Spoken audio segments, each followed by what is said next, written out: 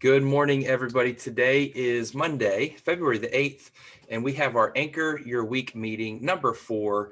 And so we're excited about today. We're going to learn how to convert buyers, first-time buyers, or maybe it might be an internet lead. How do we convert a buyer into a lifelong friendship, a lifelong, family, whatever you want to call that? How do we go from just being a one-time transaction with one of our clients to keeping them and doing multiple deals, and then eventually getting to represent their their future offspring. So that's what we're going to talk about today. I'm excited about it. I'm going to tell you the things that I've done and just share a little bit of examples of how, what I've done and what the business has come from it just because of me interacting with them. If you haven't watched the previous videos, the first couple of weeks, we really dove into mindset, because we find that mindset, if we have all the clients in the world, but our mind is not correct, then we're not going to be able to appreciate them. We're not going to be able to handle them the way that we're supposed to. We're not going to be able to serve them. And so we did a deep dive into that for 2 weeks. And then last week we learned how to set up Facebook ads. So, I know we had a few agents at Anchor already set up Facebook leads and Facebook campaigns. So, if you want to go back and watch those videos, they're always on our YouTube channel. But today, how do we convert an internet lead or somebody that we've never met? Maybe it's a referral. And so the goal of today is, again, creating a lifelong relationship. A lot of questions come from, Cody, I've got a lead from Facebook, or I've got a lead from realtor.com or Zillow. What do I do? How do I convert them? And that's the first part, is how do we convert them? And then how do we keep them? Right? Because we know that this market is competitive. We know that the average person knows a minimum of 3 or 4 real estate agents in their sphere. And so that's part of why we always want to be posting about our business, so people can know about our business. But how do we keep them from going to their aunt's son's friend, or it's their uncle that does it, one deal a year? How do we convert them? So the big thing is, one of the main questions, we'll start there. How do I show them a house without a pre-approval? My answer is always yes. And you may think, well, why do I want to waste my time showing somebody that may not be approved, that may not even qualify? Well, it's a great question. There's some things that we could do to, I don't know, scope out, maybe to investigate. And so we could go to their Facebook profile. We can go to their LinkedIn profile. We could find out what they do. We could find out a little bit more about them. Do they look like they could qualify for a house? That's not stereotyping. It's all we're doing is we already have an idea of what this person may or may not qualify for. Now, someone may look like they qualify for $1 million, but they qualify for 100,000, right? So the key is we want to get in front of the client. We want to meet them. We want them to fall in love with us. We want them to connect with us. We want to build rapport. And so even when I was running Zillow leads and all the different online leads, sure, yeah, I'll meet you. Now, I do ask 3 questions. Okay. And so if you're screening an online lead, or maybe you're screening a referral, these are the 3 questions that I ask. Are you currently working with an agent? You've got to ask that. Are you currently working with an agent? You cannot assume that they called you and they're not working with somebody else. I can tell you that I've made that mistake. I went out, met somebody. Oh yeah, okay. Well, we just wanted to see it. Our agent was busy. I said, what? Your agent was busy? Come on. So are they currently working with an agent? Now, the next question. If you are working with an agent, have you signed a buyer brokerage? Well, what's a buyer brokerage? Well, it's just you need to know that, but it's a contract that says that you're exclusively working with them. No, we didn't sign that. Okay. So I may or may not go out with that person. I'm going to do a little bit more digging. I am never going to step on another agent's toes. If someone, if especially, in this market, if an agent has put a lot of time, invested a lot of time with a client, why would we want to go take that client from another agent, whether they have a signed buyer brokerage or not? So I put myself in the situation, how would I want to be treated if one of my buyers did this to somebody else, right? Now, you do however you want to run your business. I'm telling you how I've done it. Okay. Second question. Do you have a pre-approval? Do you have a pre-approval? Or are you working with a lender? Those can be, interchanged. Those are your questions 2 and 3.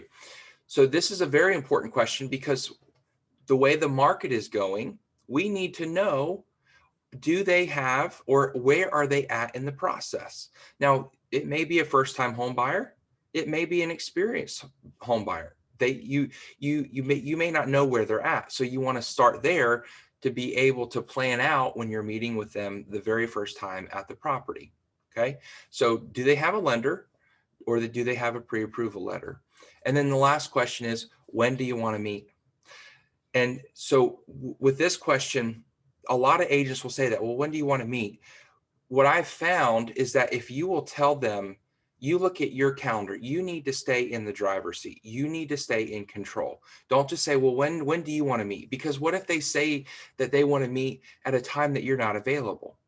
Well, all of a sudden, we're building rapport, we're learning about the client, and then boom, shot down. Oh, I can't meet that day. Can you go X? So here's how it would look. Great. So you're not working with an agent and you've already got a pre-approval for $500,000. Excellent. I'm available tomorrow morning at 9:30 or tomorrow afternoon at 2:30. Which time works best for you? Now I'm in the driver's seat. Now I have control over the schedule. I've shown that I'm making myself available. I've given them 2 different times. And sometimes you may need to throw in another day if they say, oh, well, I've got to work, or I got to drop the kids off or pick them up for school. So you work around, but you ultimately stay in the driver's seat and you're in control of your schedule. Someone else is not in control of your schedule. Now, vice versa, if it's a hot property and you know that it's going to go quickly, then you may have to rearrange things in your schedule, or you may have to call one of us to say, hey, can you go open the door for this client? Now, if you're going to ask one of us to go open the door for one of your clients, please make sure that you've done your due diligence and they at least have spoken with the lender. Don't waste our time and waste your money paying us to go open the door. So we've got them screened. Now we're going to go meet them at the property. The first thing that we're going to do when we show up at the property, we are not going to be late. Say it again. We are not going to be late. It's the worst thing in the world for you to show up to a first meeting and you be late. I don't care. There's no excuse in the world. There's the baby had a blowout on the way as I was walking out the door. You planned for that. Now, obviously things happen, wrecks could happen, but we need to strive that we are not late, right? Give yourself extra wiggle room. Even if you're sitting in that driveway for 10 to 15 minutes, you don't be late. Okay. Because again, you set the tone, you set the attitude for the whole interaction from this point on, right? Also, if they show up at 10 minutes prior to the meeting, now you know what type of person you're dealing with, and now you can plan accordingly in the future. Now, do you always show up 10 minutes early? No, but at minimum of 5 minutes. So that way, if you have an issue with your super key and you don't have cell phone service and you forgot to update it before you got to the door, now you've got to drive out and find service to update your super key. Right. And so you're kind of planning out things. The other thing, if you get there early, you can go in and you go ahead and have all the lights turned on. So now you're not fiddling which light does here. So there's a lot of things that you can do in those, extra few minutes of arriving before them. Now they're going to get there. They're arriving. It's an appointment time. you can either wait for them in the driveway, or you could be waiting for them on their, in the front door. It's whatever you feel comfortable with, depending on, who's coming to the meeting. Now, with the ladies, this is part of the safety where you need to be wise and not just, this is definitely going back to screening. You need to make sure that you're not just meeting a random weird guy out there at a property. Make sure that it's definitely not vacant. You could also, call one of us, or let your spouse know, hey, this is where I'm going to be. You could have your phone on record. There's a couple of safety things that you could do just to make sure that you're protected. I've never had an instance with, and I know I'm not a female, but I've never had an instance in the business where I've known someone personally that's had an issue with a strange client. But just be mindful of that. So wherever you want to meet them at, in the driveway or on the front step, you do that. Now, the big things that you want to cover when you're there, a lot of agents will do the obvious, like the HGTV, right? Oh, look at this lovely kitchen here, and look at this granite countertop, and oh, look at that wood burning fireplace, or whatever. Look at these hardwood floors. They don't want the obvious, and that's not why we're here. Our objective, our goal, is to get as much information from them as possible so we can make as many connections as possible. We want to stitch together our lives. We want to find the commonalities in regards to, all right, well, oh, you have little kids? I have 4 kids. Oh, really? What are their ages? What are their names? Oh, well, these are mine, right? So you're finding commonalities and you're building that bridge of relationship, because you don't know this person. They don't know you.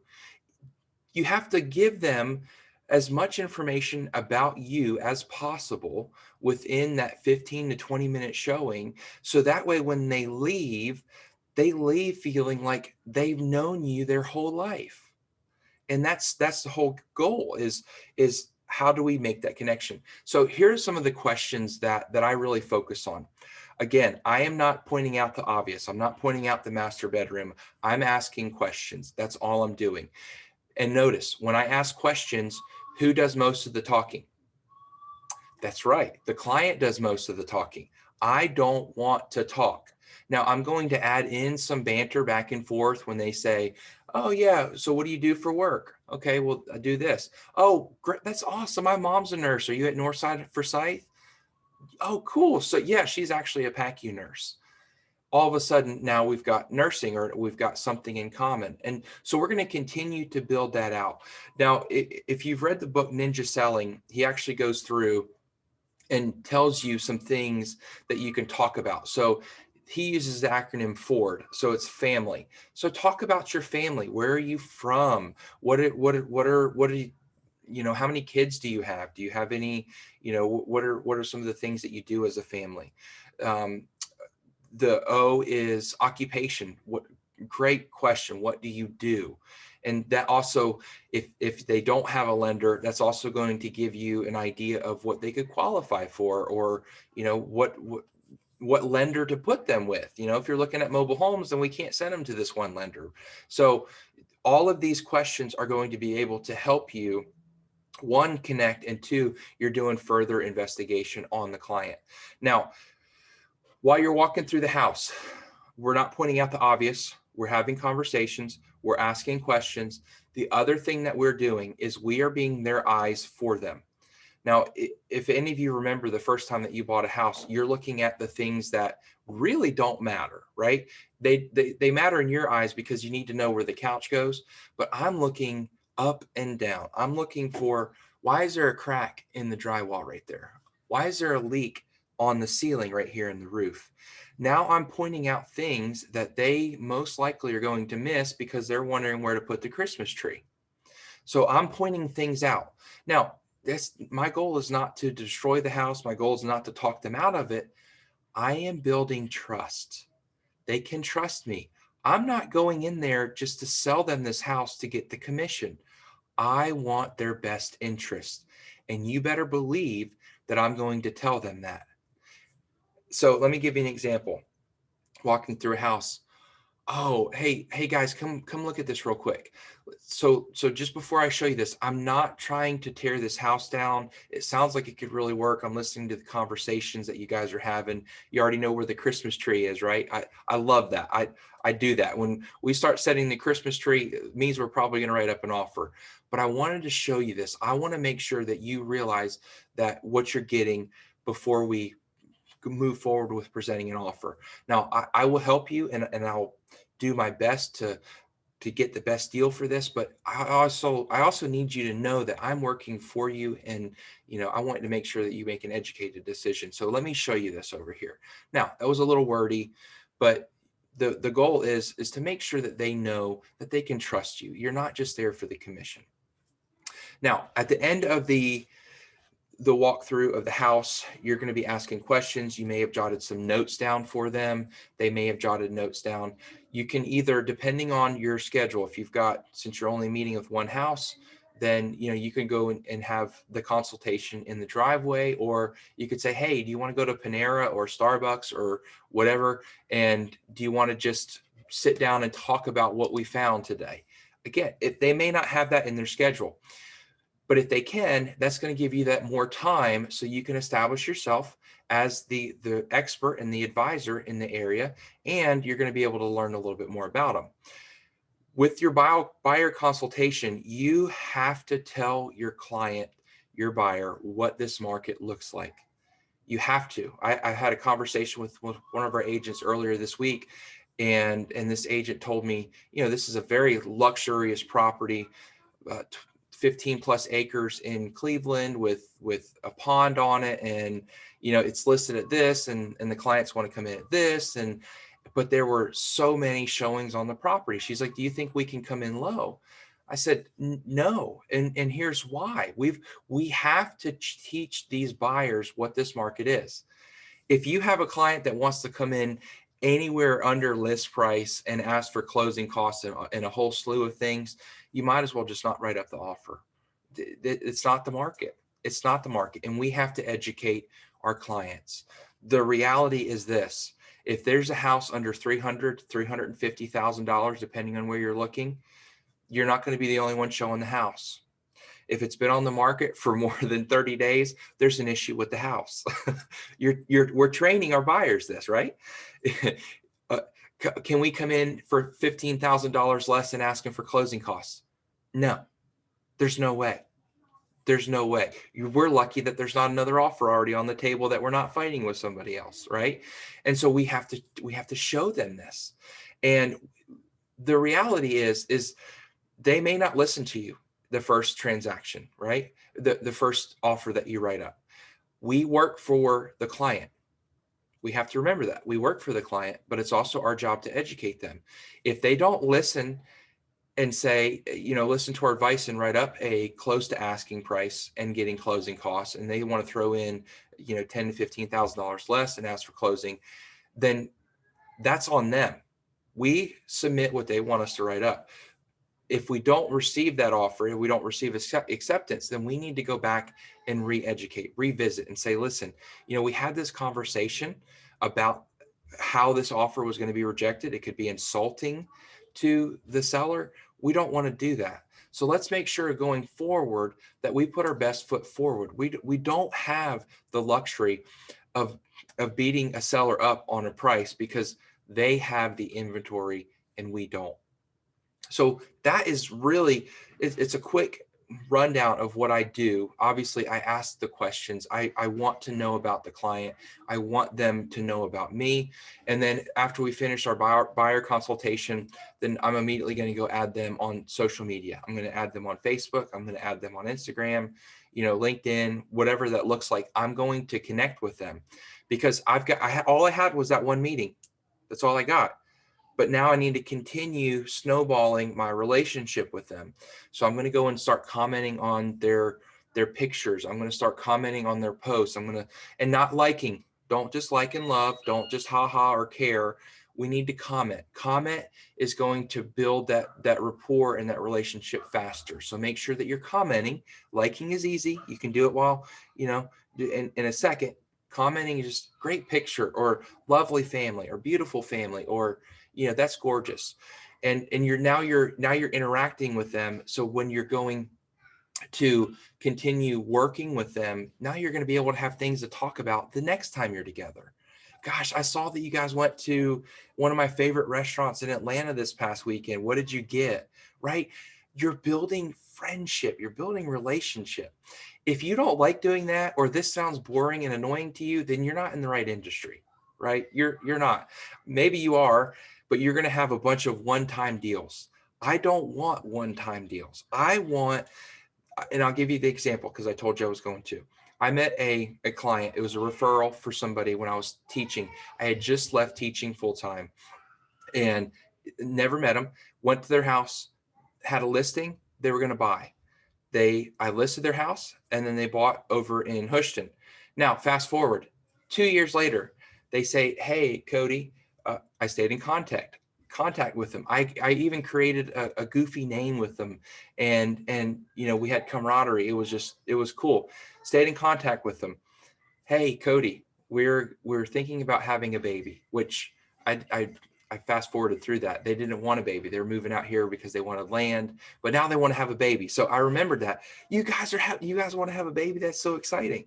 So then now I sold their upgraded house, and then they bought a $360,000 house in Beaufort, right? So that was 4 transactions in 4 years. Now, that's just one example of a client, and I still stay in contact with them. My wife took their baby pictures.